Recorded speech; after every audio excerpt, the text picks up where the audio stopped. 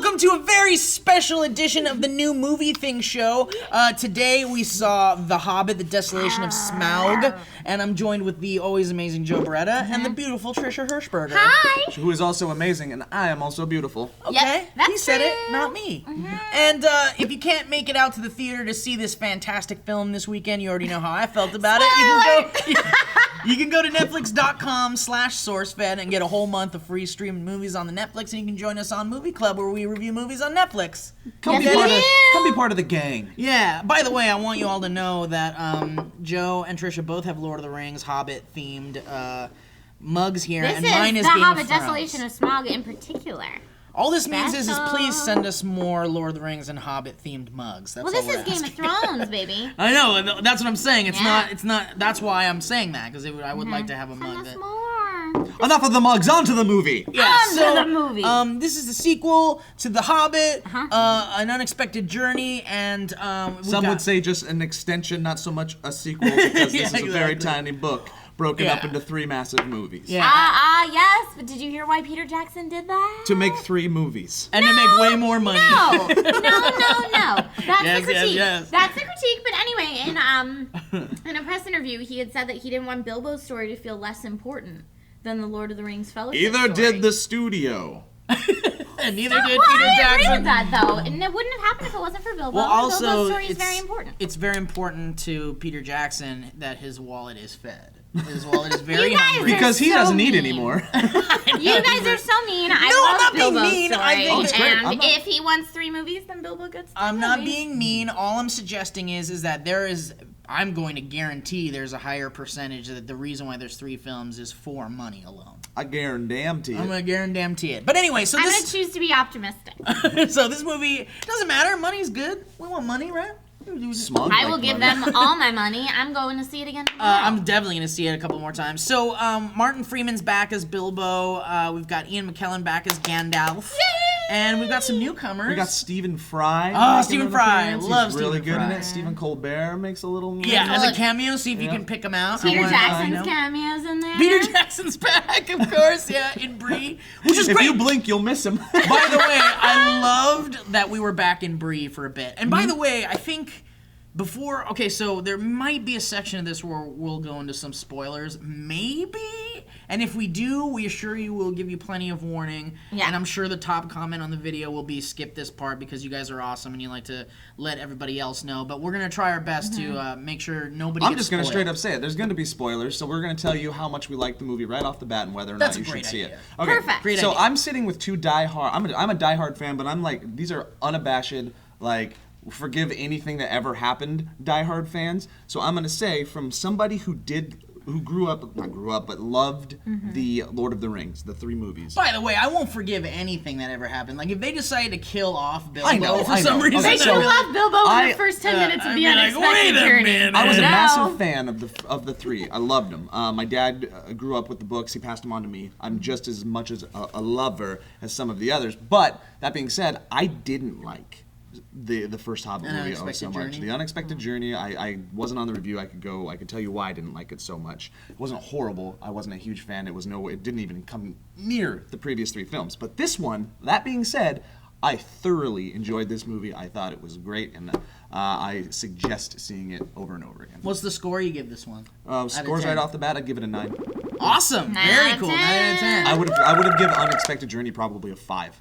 Wow, that's harsh. Wow, that hurts a little bit. That does hurt. But the thing with this one is, I'll give you a really quick thing. Yep. I absolutely think you should go see it, Mm-hmm. even if you're not really that big of a fan of the movies. If you haven't seen the first one, maybe don't see this because No, you need you're to gonna watch be lost. Unexpected Yeah, You're gonna Journey be or else pretty you'll be lost. Yeah. Yeah, I would say that this one definitely feels more organic and less. I don't know. The first one just seems like you're so overtaken by the fact that we're back in Middle Earth, and it's like Lord of the Rings. It was so long ago that Return of the King came out in theaters, and we've been dying for the Hobbit. It's so built up, and we're ready for it, and Yeah. it doesn't disappoint. But it's like you're too distracted. You're very distracted by your being The back in Middle Earth. expectation of Lord of the Rings, I think, hurt the Unexpected Journey quite I a bit. agree, but which doesn't say, which isn't to say that I fully enjoyed Unexpected Journey, too. but I'm having a tough time trying to decide if I liked Desolation of Smaug better or not. I don't know yet. Really? I don't know yet Okay. because It was really, really, Okay, really, so really give your score good. real quick so we can go on. My score is also 9 out of 10. And what did you give because the first one? I think I did give that a 9 out of 10 also. Because they're not perfect movies. They're not. But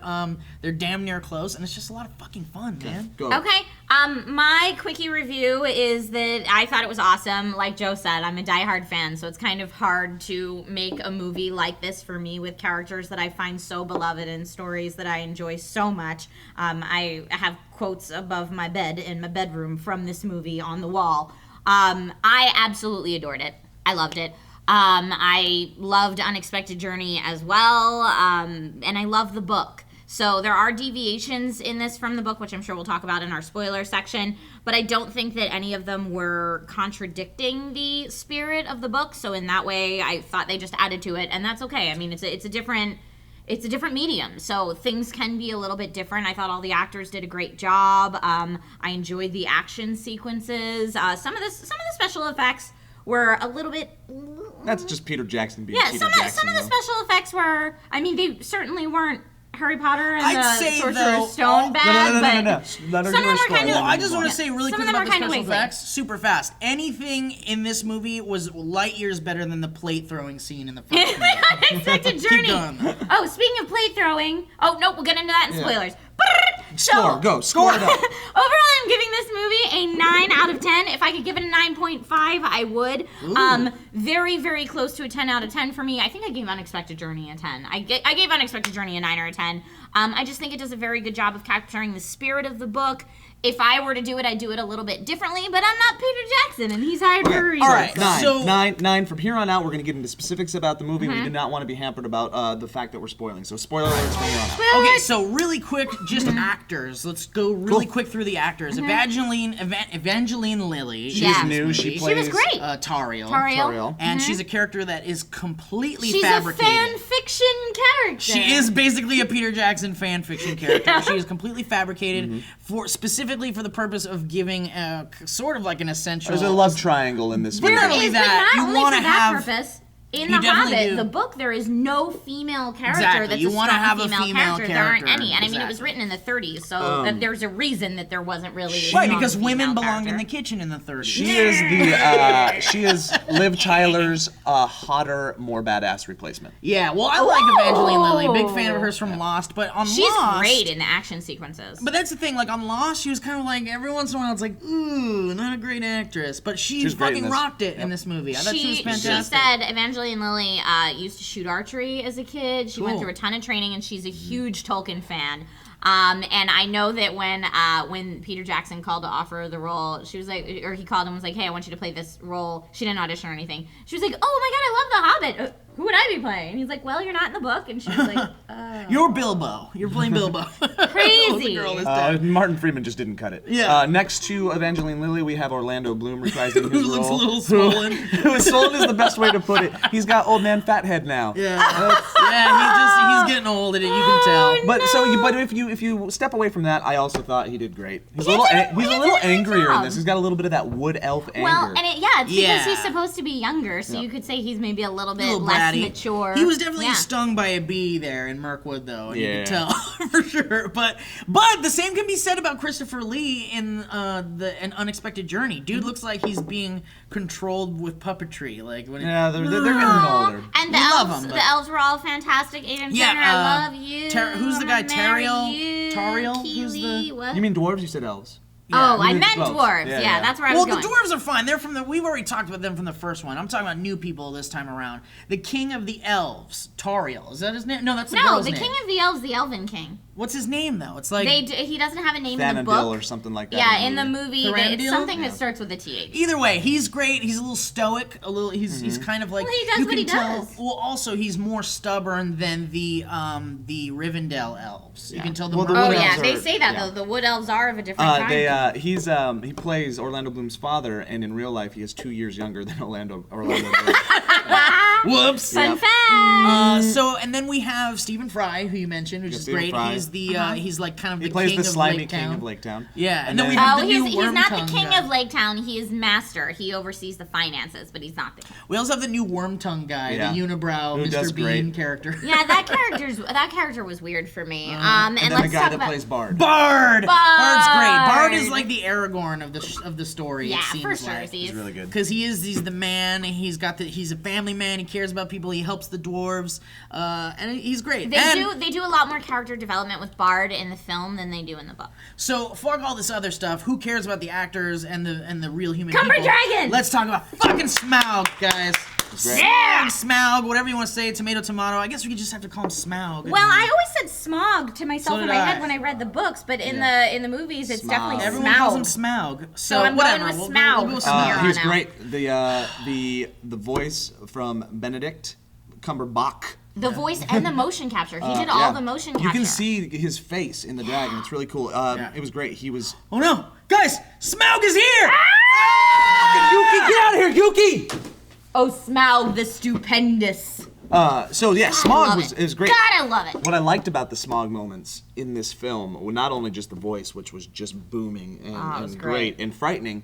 Every moment with Smaug, like it was tense. Yeah. It was good, tense action. I loved it. It was Yeah, good. good motion capture too. It's all Benedict Cumberbatch actually doing motion capture. Being a work, lizard. just like Andy Serkis did for Gollum, which is great. You can see his face there, Oh, it's and his so voice. I don't even think they need to add any post processing to his voice Yeah, at all. it just but sounds it's like just that. so booming Well, you and know, awesome, he and just did- I felt like wind was coming out of the screen when you heard it. And by the way, we saw it in 3D, which I found 3D IMAX. completely more effective. I don't know. I mean, just you feel like you're in that treasure room. It was cool. I felt You like know? they did Oh, the 3D yeah. so well that I stopped realizing that I was watching a 3D That's movie good about 3D. 10 minutes in. And that's kind of That's the the goal only of 3D, way to do I it. think. Yeah. That's where I want to see 3D go. To the point where people stop like I think 'cause, you it's know, going there. I saw Avengers in 3D and it did become distracting at one point because it Yeah. wasn't shot in 3D. It was all post 3D. And whenever you do post 3D, it looks like garbage. 3D versus fake 3D. Click And- here for the annotation on the video on that. And that's the thing. And so when you watch Desolation of Smaug in 3D,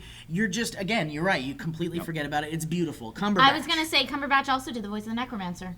Oh, really? How you feel about that? That's great. That's kind of like how John Rhys Davies did the voice. He was Gimli, and he did the voice of Treebeard in Lord of the Rings.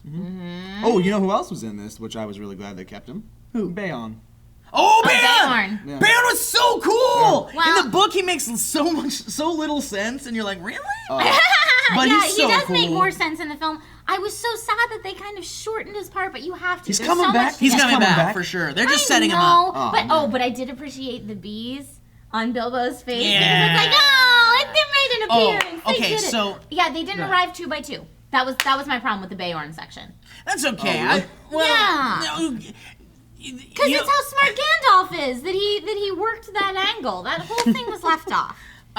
So okay, let's get out of the actor world and get Okay. to favorite scenes. So anybody, Joe? Okay, I'll favorite start scenes? off. I won't so much say scenes, but I'll say it'll be one of my favorite things about the movie itself, which lends itself to favorite scenes. I really liked the attention to detail of the set pieces, like they Yeah. did back in the old Lord of the Ring movies. Yeah, there's Lake this- Town. So good. I love how they made Lake Town Yeah. so much. The floating on the water. Yeah. It almost like an old school Dirty Venice. Yeah. It was so. Doesn't it seem good. like there's less like CGI city stuff and more set work? It feels I like think it. I right? think they actually built a lake town for That's sure, cool, and man. like had the actors run around. And spend a It's lot like of time Sweet Haven in the Popeye movie Yeah, with and then- Robin Williams. They built the actual Sweet Haven, and it's I feel like the under the mines under the mountain were also amazing. I Yeah. loved that set, even though that was how sad it was all abandoned. Like it that. was so beautiful. But it was down there. crisp looking. I loved it. It was really cool. My favorite scene in the whole movie, and it will probably end up being the Smaug scene with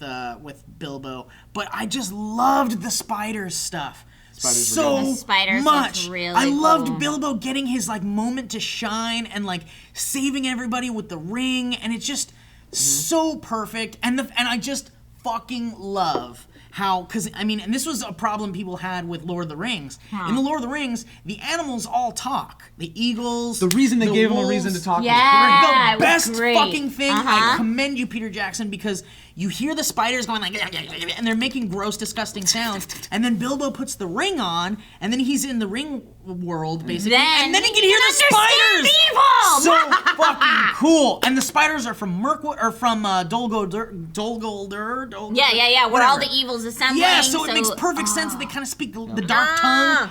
Perfect. And what they did with that, which was great, was in the old ones with Shelob. Yeah. She was a tarantula and was gross in her own way. These things are like this combination of wolf spiders and black widows. They are so They're effectively super creepy. And I just love how realistic it is too, because when Bilbo stabs them and then their hands all curl into each other. Oh, it's so cool! Good. Great job, guys, on that stuff. Effectively creepy and awesome at the same time. When I was watching the film, I was looking and waiting for the iconic moments from the story. Yeah. So for me, it was naming the sword sting. So good. That was amazing. Yep. That was such a when it happened. That, and I wish that they had done it a little bit better in the movie. But the other iconic moment I was mentioning to you guys earlier is that from Underhill, Barrel Rider, that whole riddle. I felt like that wasn't as magnanimous as it was in the book, but it was still, I mean, that's such an identifying moment for Bilbo. That, and I also loved, we were talking about this earlier too, I also loved when you see Martin Freeman in the spider scene.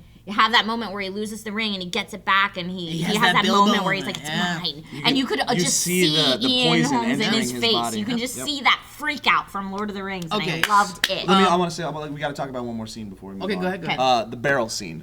We have to talk about the barrel. A lot of people are coming out and saying the barrel scene is too long. I appreciated the barrel scene a lot. It had some of the best action in the flick. I gotta be Well, honest, and in the barrel scene is not an action scene. It's kind of just boring. It's like, it's a beautiful little, like, calm little No, river it's not ride. calm, but they have the lids on the barrels, and then, they all get out and they're all cramped In and the book, bruised nothing and stuff. happens. In the movie, they add It's a huge thing. 15-minute action sequence. You get to see Orlando Bloom go off more than it's what you've always wanted to see him do. You get to see Evangeline Lilly do the same thing. It's Yep. And you see the dwarves kicking you see the dwarves too. kicking ass. This is They're all Yeah. throwing knives to each other and stuff, and like And two I in a row. appreciated that because dwarves traditionally are good warriors. Yeah. It's the silliest part of the movie, but now stick with me here. It's also one of the coolest, and the reason I didn't like the first one so much is that it was too silly. They did go a little bit to the, I feel like, the kid angle in the first one. This movie beautifully took hardcore, dark violence and mixed it with just like a smattering Some silly of stuff. the silly stuff, and that's exactly what this river ride that will someday be like a Disney park ride. I want it! That would be amazing. It was perfect. It was this perfect blend of action and violence and silliness that I think encapsulates what the tone of all of the movies should be, of these Hobbit movies, which I think the first one missed out on, but this second one nailed perfectly. I Well- agree 100% the best action scene in the movie. For sure. In this movie, yeah. And so, I mean, speaking of the silliness, that was a big critique of The Unexpected Journey, was having the song in there. But in the book, there are more songs throughout. Like, there's a whole song that Bilbo sings when he's dealing with the spiders that was completely left out There's of the movie. songs all over There's Lord of the songs all Rings, over- too. Well, Yeah. but I feel like they were perhaps left out of this film maybe as a response to the critique and backlash from Unexpected Journey. Or for pacing. I mean, more than anything. I don't know. Well, yeah, but I don't know. Okay, so really, really quick. I'm talking super fast, 2 sentences. Least favorite moments in the movie. My least favorite moments of the movie. I don't have a lot of gripes. I was telling you guys, the effects are great. One of my biggest pet peeves is that with the 2 main orcs that have become antagonists for a lot of the characters in the movie, Azog, I think is his name, and then Balg. Yeah, these two orcs are mainstay characters in the films now, and I hate that they're CG. They take me out of it. Like, they're cool-ish looking, but they look like cartoons, and they're the only cartoon-looking parts of the movie. And they're leading these orc armies, and these orc armies during these action sequences are practical effects, and they look When so you have awesome. the guy that gets the blood. It's funny because They look so good. I haven't heard a good reason for it. That's There's the other none. thing. There's There's no zero. good reason for it. If they want to make him a more menacing orc, just use the forced perspective shit you're using on everybody else. You know, I don't even think that it matters. really doesn't make any sense. It takes me out of the movie more than anything else. Okay, I'll give you that. My least favorite thing in the whole movie, and we talked about this in the car, was that there was that one moment for like the little kids, or maybe like the people who don't really care about Lord of the Rings that much, where Legolas is like, "Who is this in your locket here? Is that your brother?" And then Glowin says, "That's my wife." And it's a funny moment because the wives look like dudes. women's And look then like- yeah. they're like, "And who's this little kid here?" And he goes, "That's my son, Gimli." You hated that? I thought I disagree with him 100% on I this thought point. it was a good tie-in for the think- movie fans that aren't book fans. First of all, if we're gonna force some people into this movie, Yeah. like for most For of a the lot movie and of make the them a film. big part of the film, I think it's okay to put a little Easter egg nugget and say Gimli. it's just a little too on the nose for me. It's like, more on the nose than forcing somebody into hold on a the second. movie. Hold on a second, though. If you've already got that and you're forcing more into it, it's too much. I think So- it's like you might as well whenever. I think you're you showing might some as well. Gimli hate. You know what? No, I love Don't hate Gimli. on I Gimli. love Gimli. It has nothing to do with that. I think they might as well show. You know the one who's got the slingshot, the one who's like, oh, I'm kind of like he's a little effeminate. You know that guy? They might as well just cut to the scene in the Fellowship of the Ring when they're all in Balin's tomb, by the way, which Balin is one of the dwarves as well, and say that's love Balin. that's that guy's dead body right there, and he's the one that's gonna die later, and that's Balin's dead body too. You are making a connection that makes no sense. No, I'm just saying that if they want to connect these movies so badly and so like effortlessly to the Lord of the Rings movies, why push so many forced moments like that? That was one. You're talking about one line. I just one line. One Yeah, that's line. the only. And by the way, I gave the movie a 9 out of 10. I loved it. That's the only thing I had a problem with. Okay, so I would say my issue is twofold, and it's storyline things. I hate that we left out Bilbo in the tunnel before the first time he meets Smaug, because it's such an amazing moment in the book. And I mean, there's really no way to do it. Inner monologue is always so much. You can do it so much better in a book than you can in a film. So he kind of has that conversation with Balin that I feel like is the movie trying to do that moment. But anyway, Which was great. It was great. I appreciate that they tried, but it just wasn't quite there for me. And I hate that they leave 4 of the dwarves in Lake Town when they go to the Lonely Mountain. I'm okay with it. I hate that. That's I a result absolutely of hate it. other things that were forced in the movie. Not forced, but included, like the. But they could have still included the love story and not left the 4 dudes in Lake Town. I mean, with but all- that gives you the Legolas. I know. Yeah. Also, it makes it a lot easier to do a mine action scene with a bunch of dwarves against a dragon to only have to animate 7 dwarves as opposed to 11. That's the biggest reason there. And by the way, before we wrap this up, we have to talk about probably one of the biggest changes in this movie from the book to the movie. Something that I would say is even bigger than forcing in a brand new character or Legolas back in, which Legolas is could be in the world. right. He would have been there. Even so, let's say bigger than even Evangeline Lilly in the movie, creating a character is the inclusion of the knowledge of and then the actual visuals of Sauron. Basically, the embodiment birth of Sauron. yeah. Yes, Well, the book alludes to it. They allude to the Necromancer. The Well, they allude Necromancer to the is- Necromancer, and there's a lot of things throughout that you can connect that the Necromancer is Sauron. Well, because in the book, it's the Necromancer is kind of like the bad guy that Gandalf is kind of fighting off on his own in The Hobbit. And when J.R.R. Tolkien wrote The Hobbit, there was no Lord of the Rings, there was no Sauron, there was no magical ring. In fact, I think he changed some things when Lord of the Rings. Yeah, when he they was did. there's writing Lord of the another Rings. edition of The So Hobbit. they did have this character called the Necromancer that is kind of like this spooky guy or whatever. So they kind of made the Necromancer Sauron in a sense, or like they kind of made them both one and the same in some way. No, I mean, and I think I'm trying to remember if that's in one of the random appendices somewhere Like that they Silmarillion tie or that something? together. But it is somewhere in the literature that the Necromancer.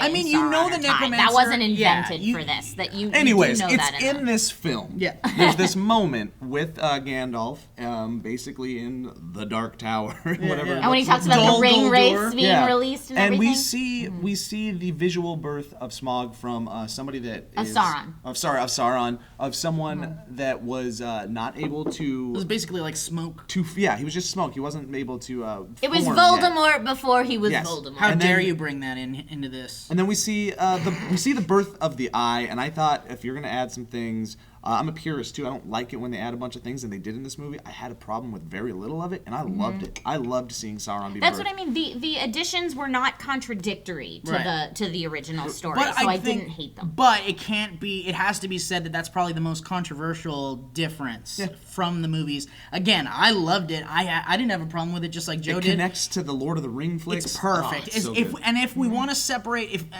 we're going to have to at this point say the Hobbit and the Lord of the Rings books are their own version of the Middle-earth story, and the movies are their own version of the Middle-earth They are story. now, for sure. At this Yeah. point, we have to accept it, and I'm okay with it. Peter Jackson basically wrote a love letter to those amazing books and had the blessings from the Tolkien estate to do kind of what he wanted with it and made sure people were okay with it, and what we have are amazing films as a result of it. So I'm okay. Do what you want. That are dude. building on that same beloved universe. Yeah, exactly. So, all right. Well, thank you guys so much for watching this. Wow, that was scary. The ghosts here don't like Elliot Morgan. Steve clapped really loud and something fell off the wall on the other side of the room. Well, thank you guys so very much for watching our special Table Talk-ish edition of the New Movie Thing show. If you want to watch movies on Netflix instead of going to the theater, you can go to netflix.com/SourceFed and get a whole month of streaming movies and join us on Movie Club. I'm Steve Zaragoza. I'm Joe Beretta. I'm Trisha Hirschberger. And we'll see you at the movie. No, that's not I ours. can't say that? Yeah, Oh. You can't. Can you come up with a different one? I will see, but...